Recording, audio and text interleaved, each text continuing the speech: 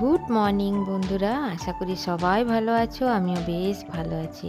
ববিস cooking blog থেকে সবাইকে স্বাগত জানাই। সকালবেলায় চলে এসেছি ব্যালকনিতে। প্রথমেই দেখালাম দূর্বাগুলো আমার পুরো শুকিয়ে গেছিলো, আর এইটা পাশের বাড়ি দিদির কাছ থেকে নিয়ে এসে আমি লাগিয়েছি। আর ব্যালকনিটা সেদিনে 1 ঘন্টা ধরে পরিষ্কার করেছি, সমস্ত গাছগুলো ছেঁটে ফেলে দিয়েছি, সুন্দর করে সাজিয়েছি। আর কিছু টব আগের থেকে রাখা ছিল, সেগুলোকে মাটি দিয়ে একদম রেডি করে রাখলাম। ইনকা চারা এনে লাগাবো, গাঁদার যে ইনকা চারা হয়। আর আজকে আমার মনটা খুশিতে ভরে উঠেছে, কারণ যে জবা গাছগুলো একদম শুকনো শুকনো হয়ে গেছিলো, সেইগুলোতে এখন পাতা বেরিয়ে ফুল হয়েছে। দেখো বন্ধুরা, আমার 3 রকমের 3টে জবাতে ফুল হয়েছে। একটাতে 2টো, একটাতে 1টা, আর একটাতে 2টো, মোট 5টে জবা ফুল ফুটেছে। আর এই যে হলুদ রঙের গাছটা দেখছো বন্ধুরা, এই গাছটা একদম শুকিয়ে গেছিলো। আর এখানে পুদিনা পাতা, আর এই যে টবগুলো আগের থেকেই বললাম, এই টবগুলো রেডি করে রেখেছি, গাছ আনলেই পুঁতে দেব। তার সাথে সারও কিছু নিয়ে আসবো, সেইগুলো একটু মিশিয়ে দেবো মাটির সাথে, কারণ এইগুলো একদম শুকনো হয়ে গেছিলো, ঘাসে ভর্তি হয়ে গেছিলো, সেগুলো সব তুলে দিয়েছি। তো চলে এসলাম ঘরের ভিতরে। আর এই যে সকালবেলায় বাগান বাড়ির থেকে ফুল তুলে নিয়ে এসেছি, আর কিছু ফল কেটে নিয়েছি সকালে জলখাবারের জন্য। আর এখানে অঙ্কুরিত ছোলার মুগ, আর নিয়েছি আমন্ড। বাসনগুলো সব ধুয়ে রেখেছি, আর এদিকে ভাতটা চাপিয়ে দিয়েছি, আর কড়াইয়ে ভাজা আছে। এরপর রান্নাটা শুরু করব। আর তার আগে বলি, আমার ছেলের বায়না হয়েছে যে আমি ছোলে বাটুরে খাবো। তো বাটুরের আটাটা আমি কাল রাত্রে মেখে রেখেছিলাম। আর এদিকে কটা রুটি করে নেব।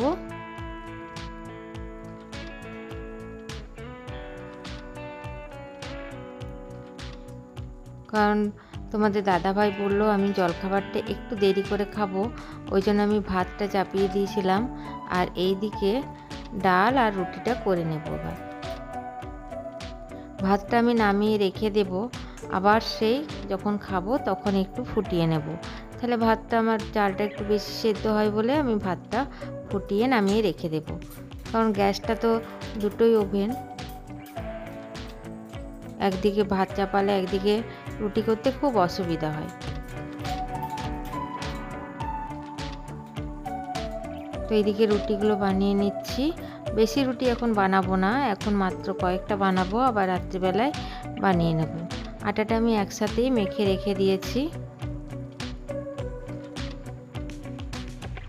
আর ছোলা বাটুরের আটাটা আমি কালকে মেখে রেখেছি রাত্রিবেলায়। সুজি, তার সাথে দই, সুজিটা আগেই ভিজিয়ে রেখে দিয়েছিলাম, আর তার সাথে অল্প একটু তেল, সাদা তেল আর নুন আর ময়দা দিয়ে মেখে রেখেছি।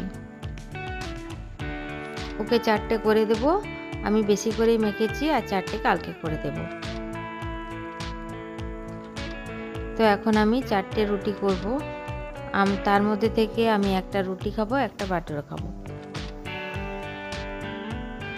আমি যা যা হয় টিফিনে সবগুলো একটু একটু করে খাই, উপভোগ করি। আর এইদিকে অরহর ডালটা একটু সাঁতলে নেব, সেদ্ধ করা আছে। আর তোমাদের দাদাকে দেব অরহর ডাল, রুটি আর ফল আর ছানা। আর এই যে বাটুরের ছোলাটে যেহেতু পেঁয়াজ রসুন দেওয়া, সেহেতু আমি চাকি বেলুনের সাথে একসাথে ঠেকাবো না, ওই জন্যে আগেই ছোলাটা আমি গরম করে রেখে দিয়েছি। এবার বাটুরগুলো ছেঁকে ছেঁকে ছেলেকে দিয়ে দেব, কারণ বাটুরগুলো তো গরম না হলে ভালো লাগবে না খেতে। আর আমি তেলটা খুব অল্পই দিই, কারণ আমি তেলটা না জমিয়ে রাখতে পারি না, কারণ এই পোড়া তেল আমার রাখতে খুবই বিরক্ত লাগে। তো যেহেতু আজকে একটু বেশি করে তেল দিয়েছি, কালকে ওইগুলো করে একদম এই কড়াইয়ে রান্না করে কড়াইটা ধুয়ে নেব, কারণ আমাদের বাড়িতে লুচি পরোটা খুব কমই হয়।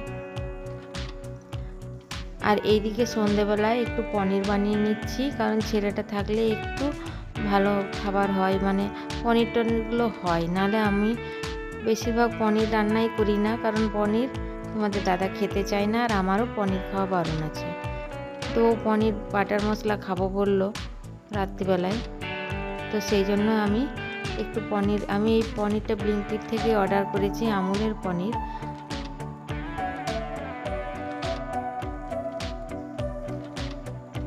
মশলাটা আগেই করে রেখে দিয়েছি, টমেটো, পেঁয়াজ, রসুন আর কাজু বাদাম আর 2টি কিশমিশ দিয়েছি, একটা পেস্টের মতো করে রেখে দিয়েছি। পনিরগুলো ভেজে তুলে নেব। আর একটু বাটার দিয়ে দিলাম, যেহেতু বাটার মশলা, আমি বাটারটা লাস্টে দিই না, এই রান্না করার সময়তেই দিয়ে দিই। একটু গোটা জিরে দিলাম, 2টো শুকনো লঙ্কা দিলাম, আর ওই যে এলাচ, লবঙ্গ, দারচিনি। এরপর মশলার পেস্টটা এর মধ্যে দিয়ে দেব। খুব ভালো করে মশলার পেস্টটা কষিয়ে নেব, নাহলে কাঁচা গন্ধ করবে। আর এই পনিরের এই মশলাটা খেতে আমার খুব ভালো লাগে, একটু মিষ্টি দিতে হয়। দিয়ে দিলাম নুন, হলুদ। আর পনির রান্নায় একটু মিষ্টি না দিলে খেতে খুব একটা ভালো লাগে না। দিয়ে দিলাম জিরে গুঁড়ো অল্প, আর একটু কাশ্মীরি লঙ্কার গুঁড়ো, কালারটা দেখতে ভালো আসবে। আর পনির বাটার মশলা দিয়ে দেব, আর একটু চিনি দিলাম।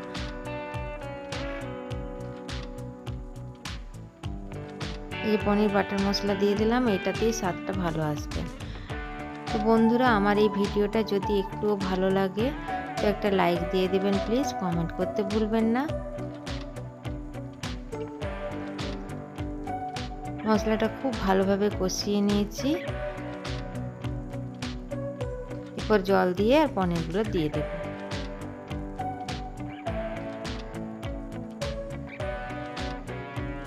তৈরি হয়ে গেল পনির বাটার মশলা। আজ তাহলে এখানেই রাখি বন্ধুরা।